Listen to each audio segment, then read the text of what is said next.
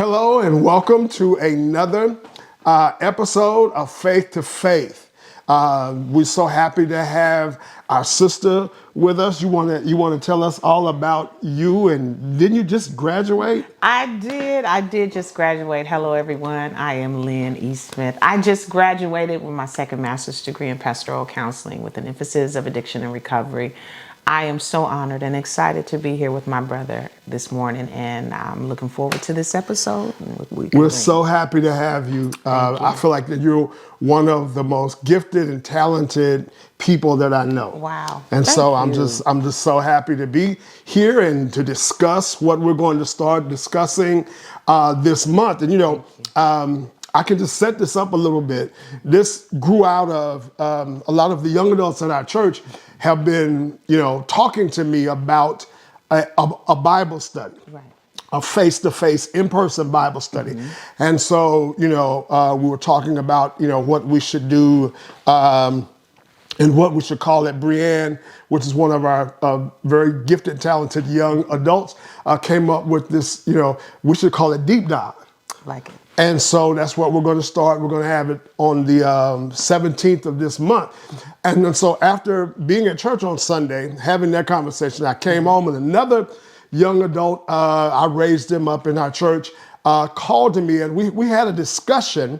And he said, listen, I want to talk to you about I'm having a hard time finding my purpose in life. Why was I born? I don't know why I was born and why I was here. And in my conversation with him, it came out, I'm like, first thing you need to do is get connected to the Lord. Absolutely. Reconnect. I know at one time you had a connection, but you need to reconnect because it's impossible for you to know why you were created until you know who created you.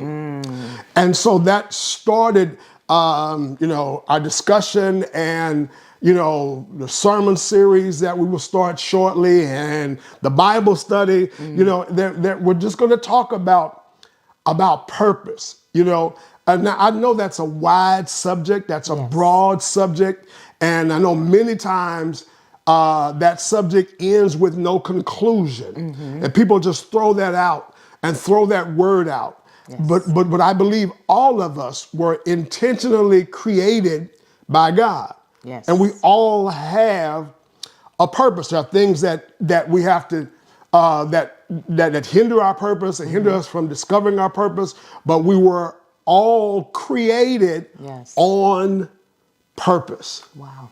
Does that make sense? And I love it. And I go to Jeremiah.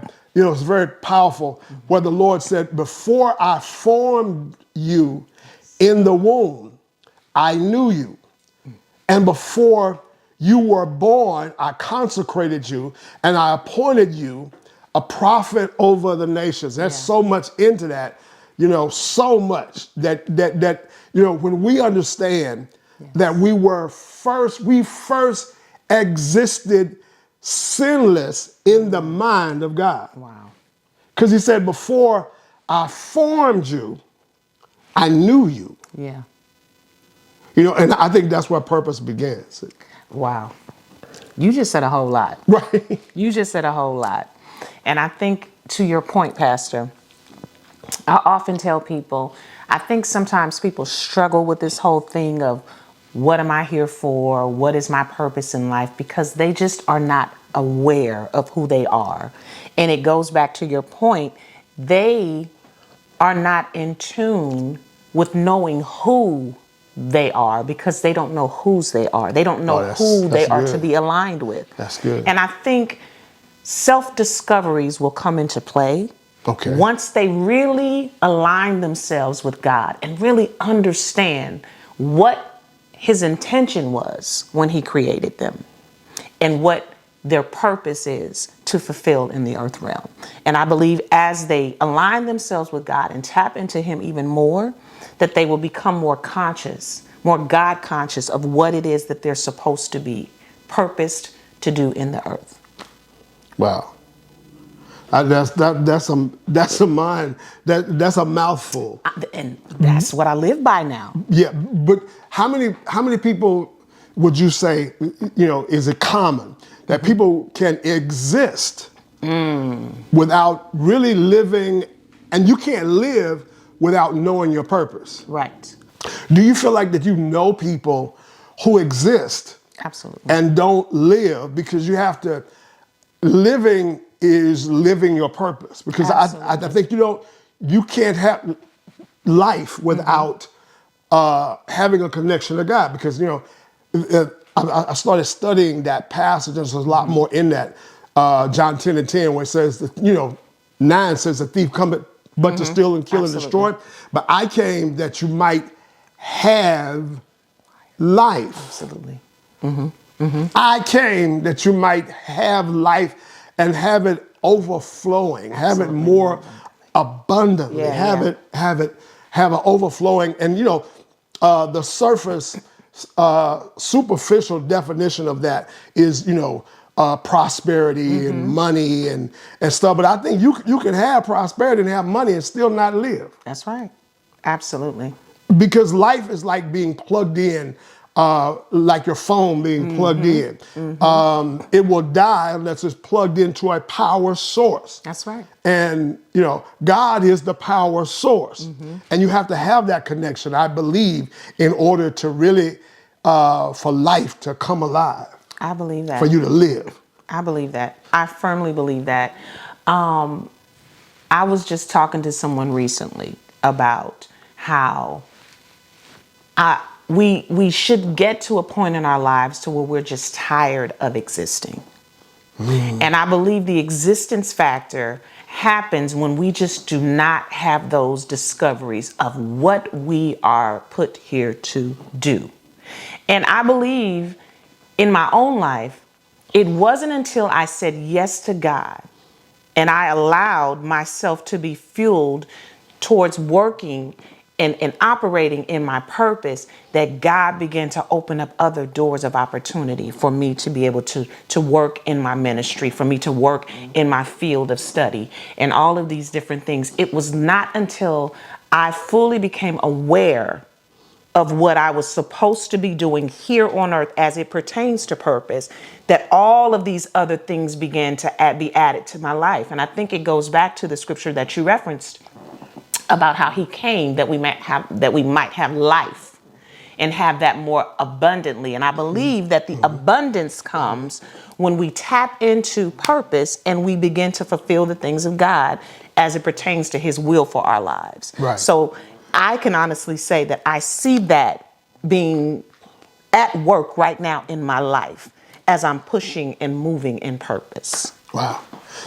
I believe that people, that whole existing thing, I think people live in verse 9. They live their whole lives, the drama filled, even church people. I was talking to a pastor friend, and we've been friends for over 40 years, and we talk every Sunday morning. And he was telling me, about some stuff going on in his church and about, some things that were happening. And I'm like, church people seem to love drama, and they live their whole lives caught in verse 9. The thief cometh but to steal, kill, and destroy.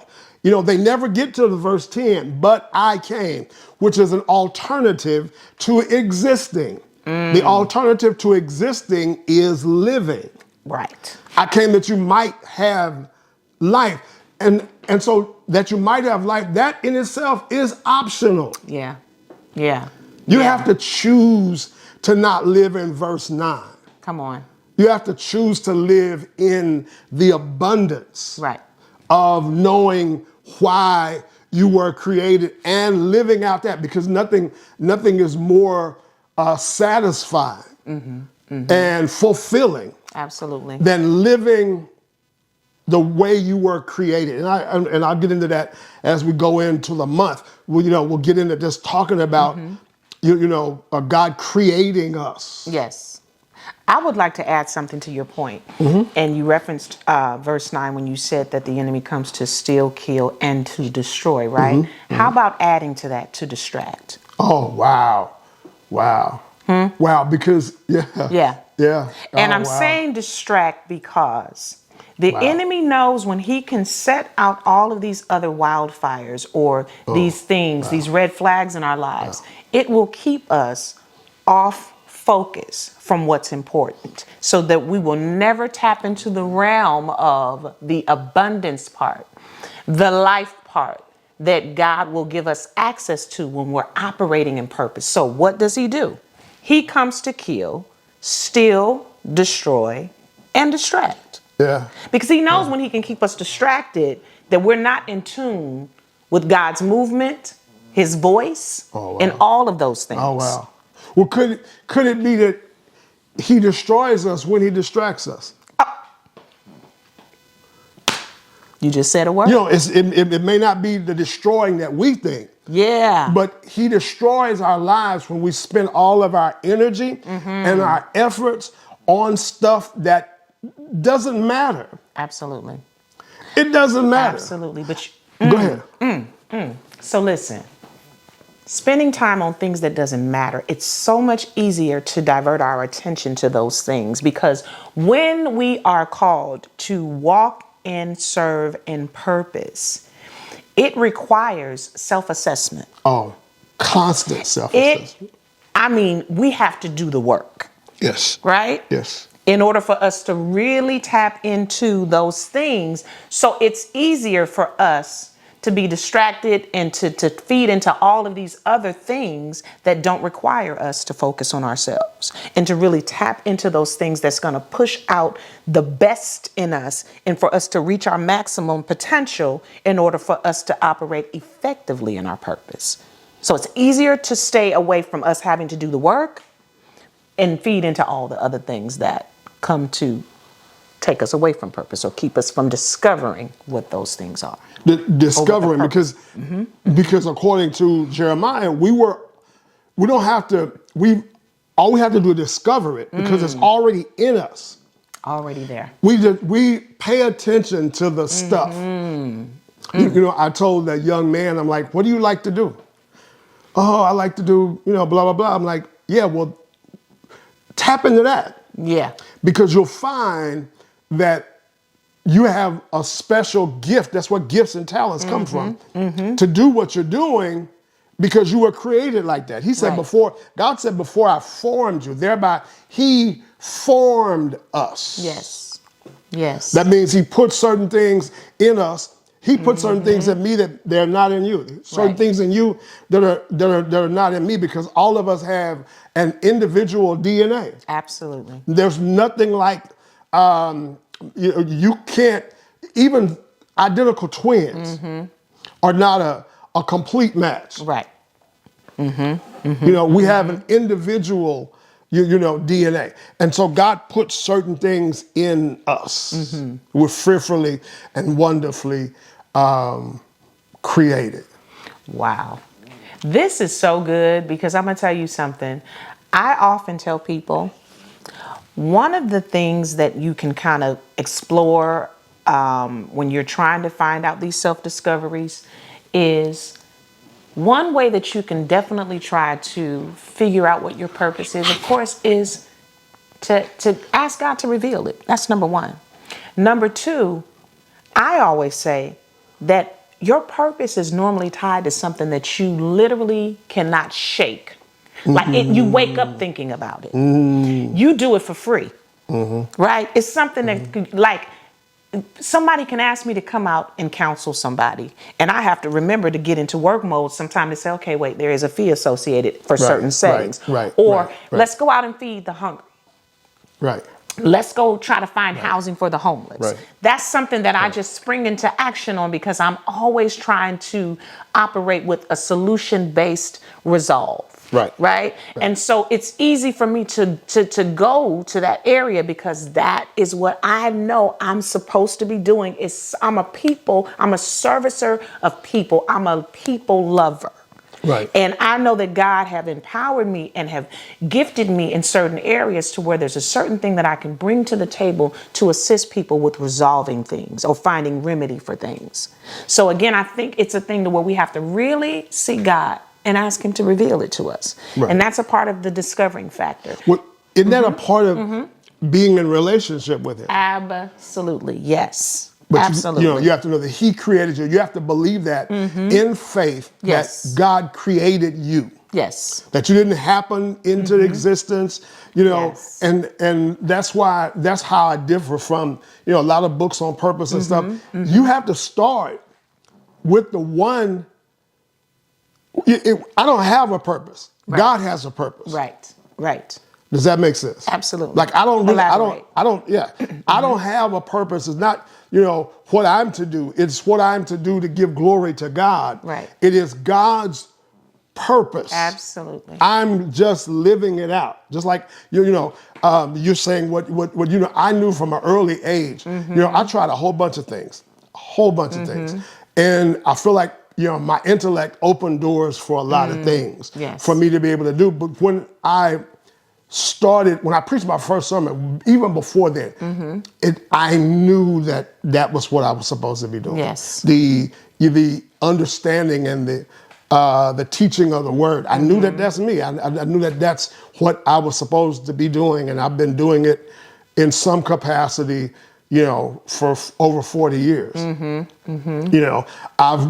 I've grown up doing it. Right.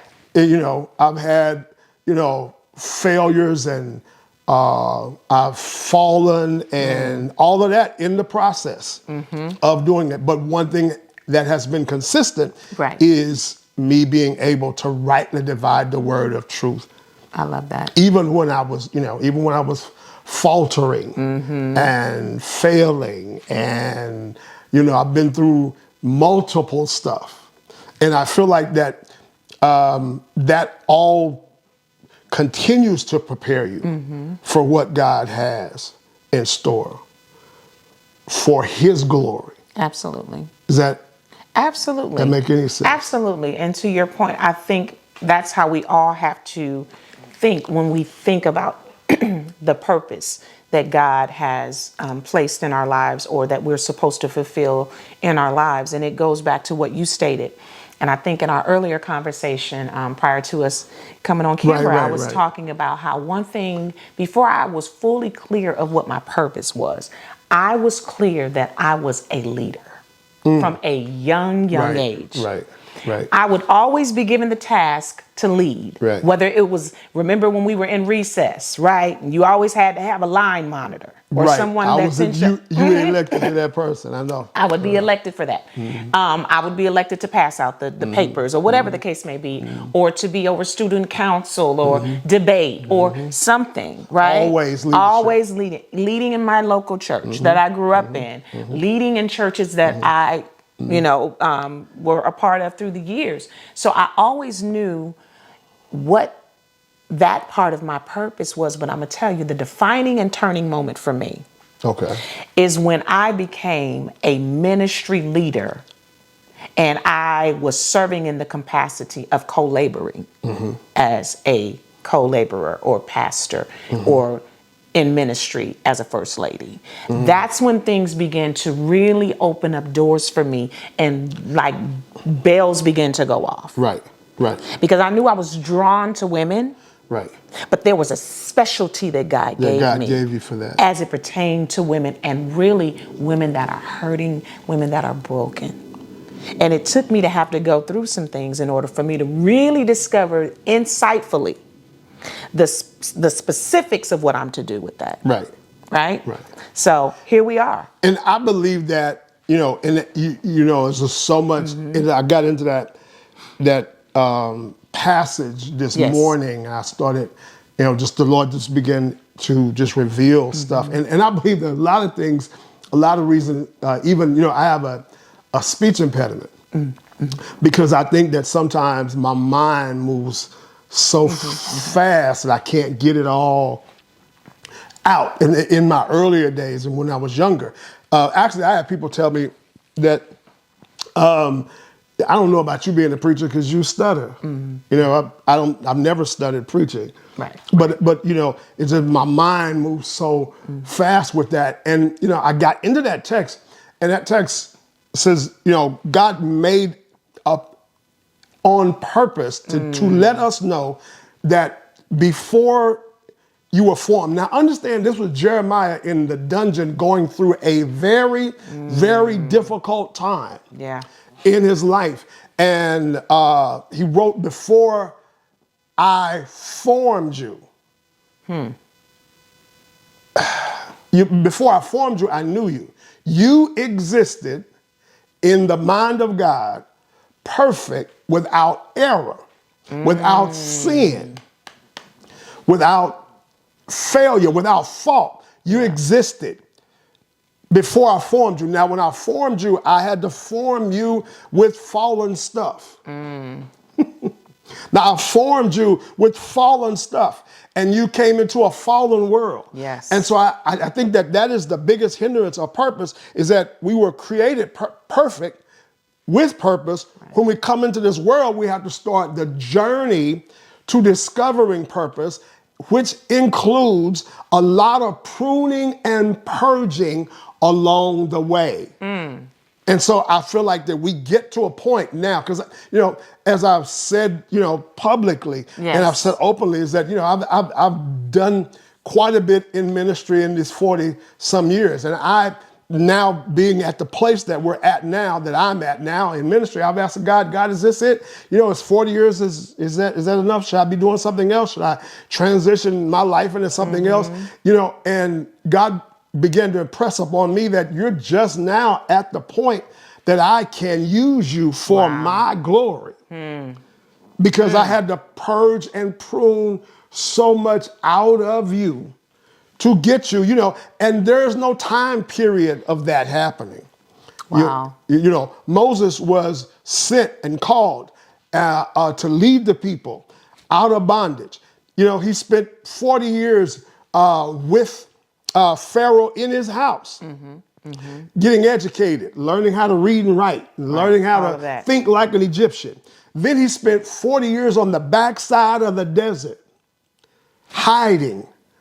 And then at 80 years old, God called him to his position. He entered into purpose at 80. It took 80 years for God to purge him. And so I think so quickly, you know, we think that we can just take a class and in six weeks and 6 classes, we're ready for purpose. It doesn't work like that. It does not. God has to bring us back to that place we were created in perfection.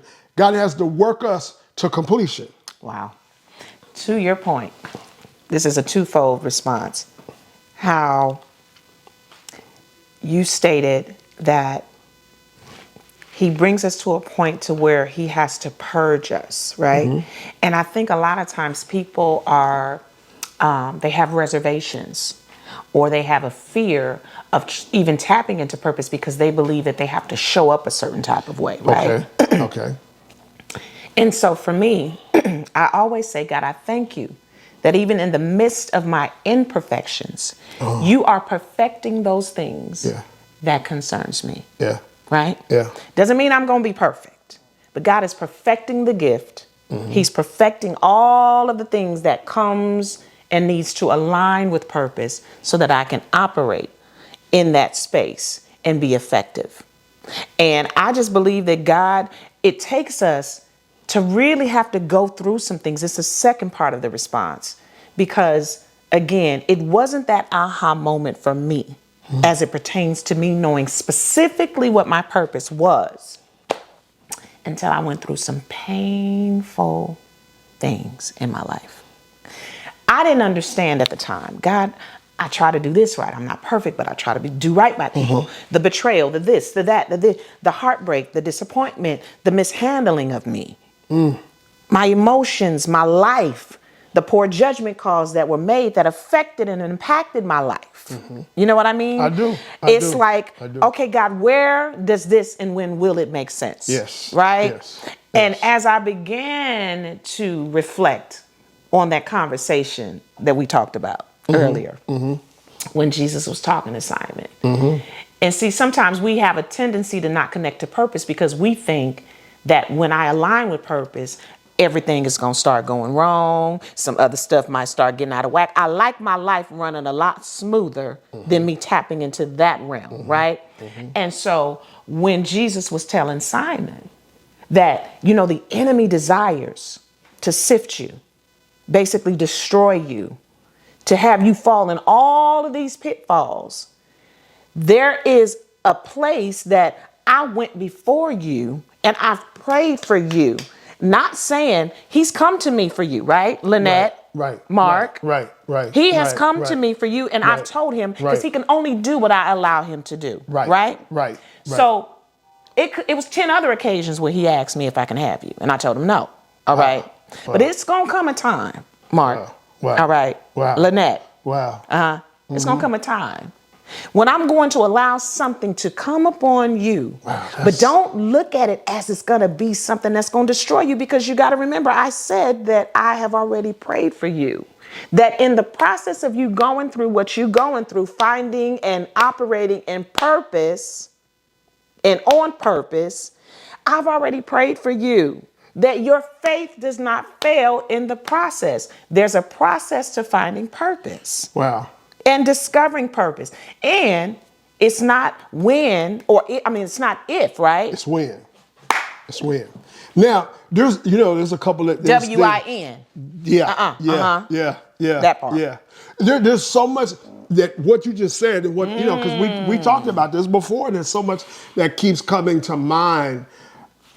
The other thing, the thing is that Satan desires to have you. Satan asked God for you, just like he said, can I have Job? Yes. But here's the thing, at any other time, he could have allowed Satan to come in and do that, to Simon Peter. But it was right then, that was the right time. So my thing is that, on our journey to discovery, there's a purpose for everything that enters into our lives. Every painful, every hurtful situation that God allows it to come in at that particular time. Yes. Not at another time, not before or not after, but to do its greatest work in your life at the time, even though you thought it was your choice.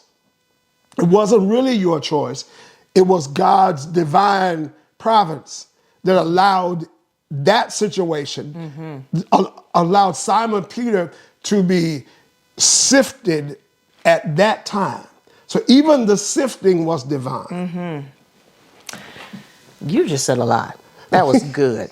That was really, really good. But when you think about it, absolutely. And so I've had to view my situations in a different light. I think, everybody knows, the losses that I've incurred. And recently, 6 months ago, losing my oldest child. And why God allowed it to happen at this particular time. Yeah. God allowed it to happen. I had to realize that he allowed this to happen. Right. He could have allowed it to happen in some other time, along with the other losses that I've experienced. But he allowed it to happen because there's a purpose for the pain. Wow, I say that. There's a purpose for the struggle. There's a purpose for the problems that he allows to enter into your life at the particular time he allows it to enter in. I mean, that's but to know that when you are converted or when you return or when you come back, you'll go through a period, but you'll come out, you'll come back and you'll be stronger. That's what I see in that text. Absolutely. That you'll be stronger, because of what you've gone through. And we say that all the time to our children. It's like, you got to go through something. I remember my dad telling me, said that, we get into deep discussions and he said, well, just keep on living. That part. He said, keep on living. You're going to go through some stuff that will affect your perspective. Absolutely. And you know what? Not only will it make you stronger, there is an accountability and a responsibility that we have that also follows that whole idea of when God brings us out of the situation. It's not just for our learning. It's not just for us to become strong and flex our muscles to say, hey, yeah, I made it through. No, you have a responsibility. That's why he brought you through it, because without the experience, who are you going to be able to help? That's true. I'm a firm believer. I'm grateful to God for the things that I've accomplished as it pertains to my education. And I'm grateful to God for the level of intellect that he has given me, and to be able to articulate, to be able to communicate, and all of these things. I mean, okay, to some people that's impressive. Okay, but I'm gonna tell you something, without life experiences, all of that means nothing. So I firmly believe that when God brings us through something, it's a responsibility that we have to others that are struggling in that space that he just brought us out and allowed us to be victorious on the other side of.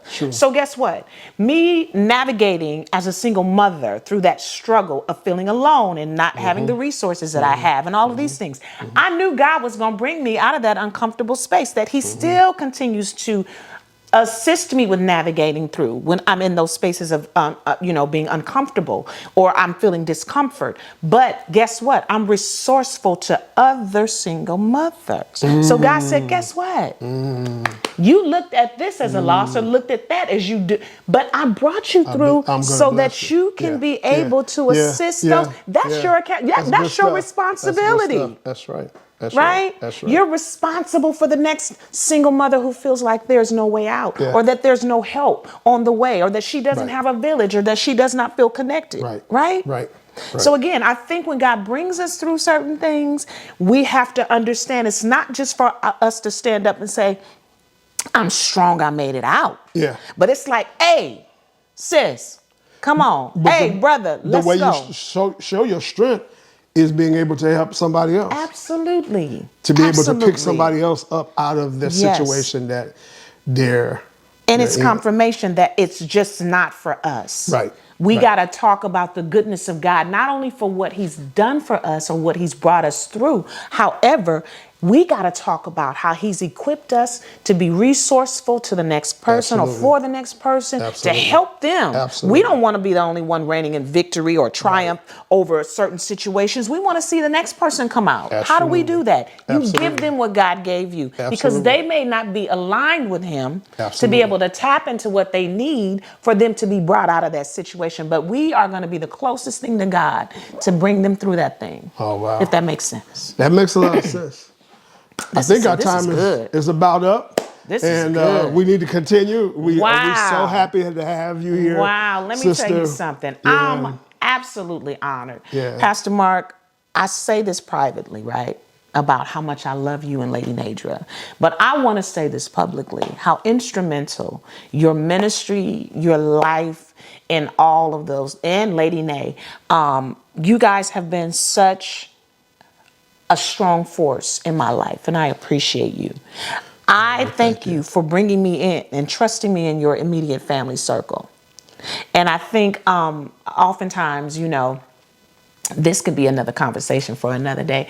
Sometimes it's may not be the best thing in some people's eyes to mix, these type of personal relationships and pastoring and ministry and all of those things. But I know how to separate it.